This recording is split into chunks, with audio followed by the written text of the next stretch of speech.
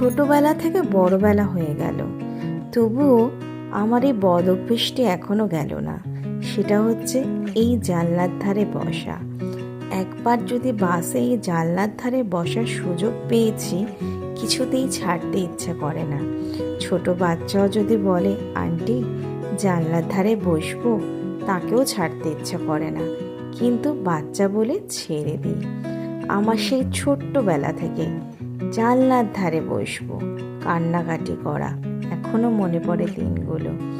আচ্ছা, তোমাদের মধ্যেও কি আমার মতো এরকম বাজে স্বভাব আছে, জানলার ধারে বসতে ইচ্ছে করা?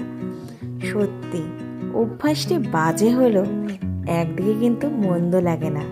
চারিদিক দেখতে দেখতে কখন যে পৌঁছে যায় নিজের কাজের উদ্দেশ্যে বা বাড়ির দিকে, তা বোঝাও যায় না।